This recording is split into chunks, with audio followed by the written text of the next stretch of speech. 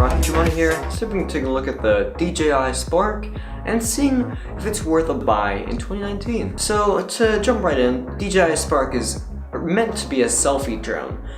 That's how DJI always advertised it, and I mean it does have a 1 mile range and all these other things, but you have to take into account what it's really meant for and not what I use it for.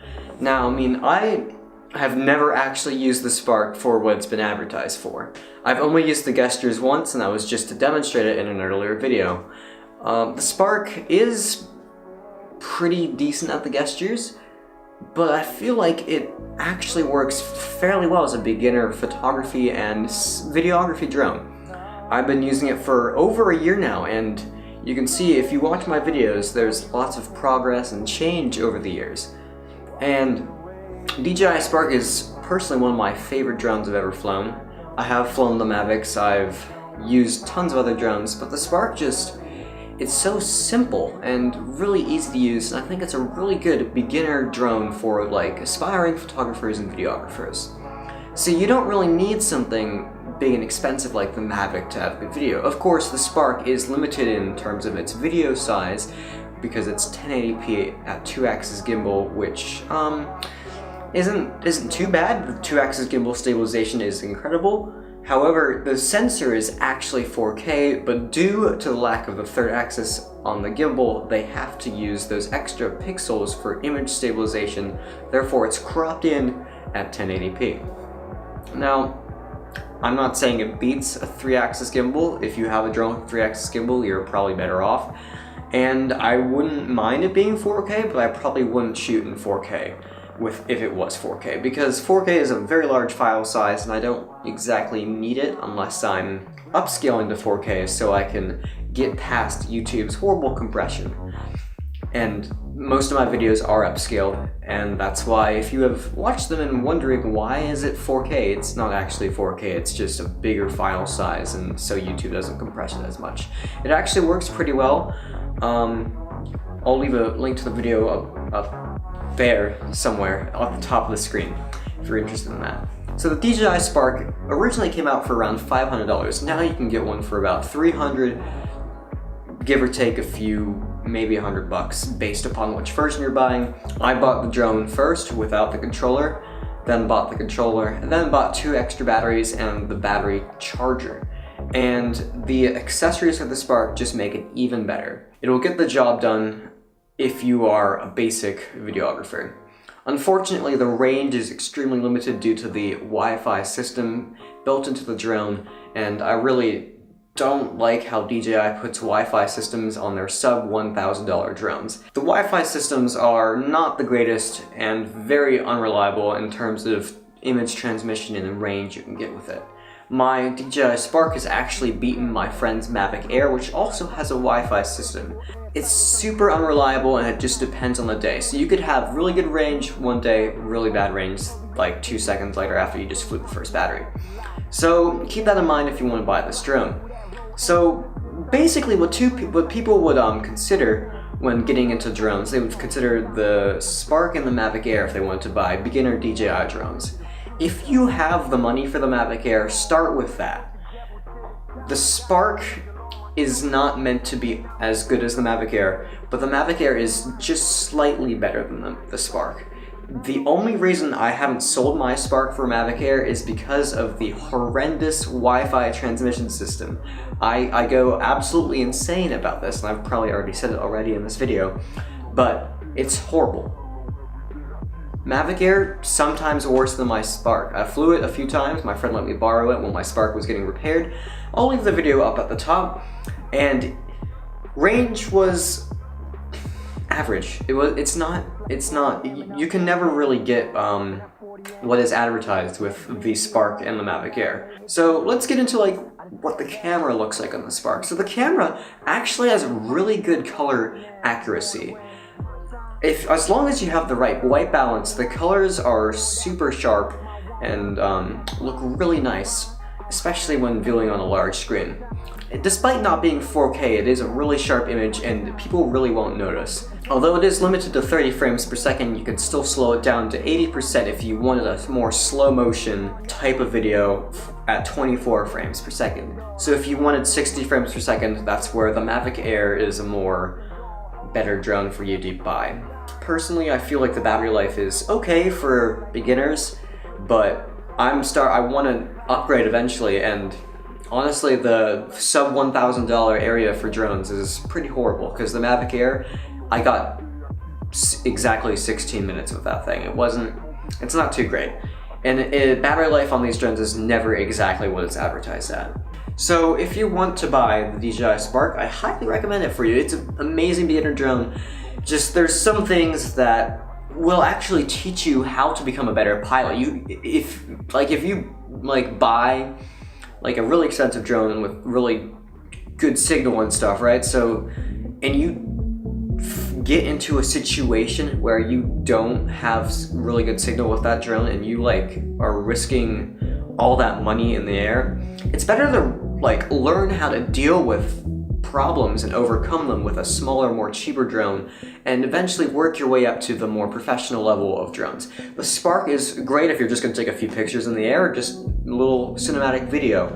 It's very great for those things. Camera is just #1 selling point on this drone. Camera is crazy good. You can color grade it. I've tried before. I'm not the greatest at color grading, so I'm not, I guess, the most reliable source on that, but color grading, you don't really need to because the colors are pretty accurate.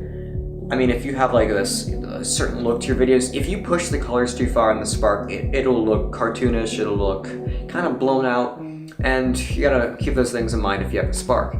If you go up to the Mavic Air, you have, I think it's a slightly higher pixel quality, so you have more lenience for color grading. So that's basically the camera and range and stuff. So let's talk about the internals of the drone. So the drone has GPS and front facing and downward facing obstacle avoidance. These sensors these, if it sees something, it stops. It doesn't go around it, or it just stops. And it's sometimes annoying because I know I'm not that close to the object and I think I can get around it.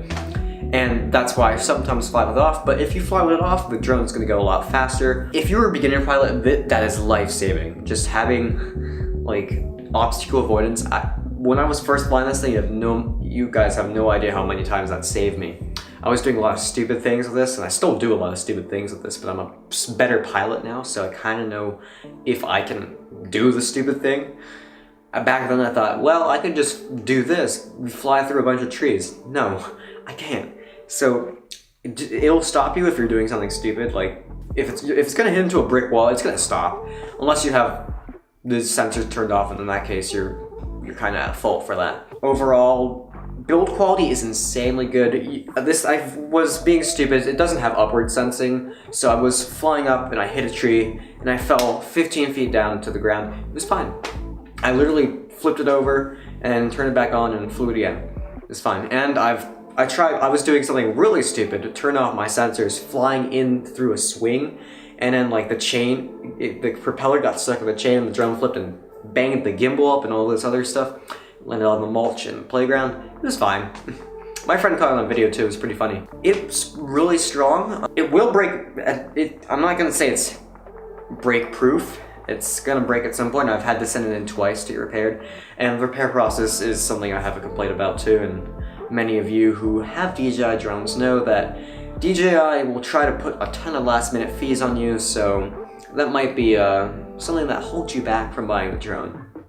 Because if you're prone to crashing, you might want to refine your skills a bit more, because if you do break it, the repair process is pretty ugly for the Spark, and it's pretty annoying and long and takes a while. So yeah, then there's the build quality of the Spark, and then there's the controller. The controller, if you can buy without the controller, I don't recommend that, because with the controller you get a lot of extra range, and return to home and actual GPS will work. Because if your phone doesn't have a certain GPS connection in the drone, when you're flying with just the phone, it could do a flyaway.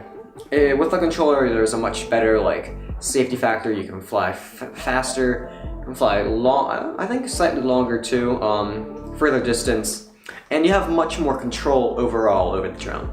So there's few major buttons on the controller. There's the record button, there's the photo button, there's the gimbal scroll, which is what I use a lot to make the gimbal move up and down in my shot. Then there's two programmable buttons, which you can use to stuff in the settings.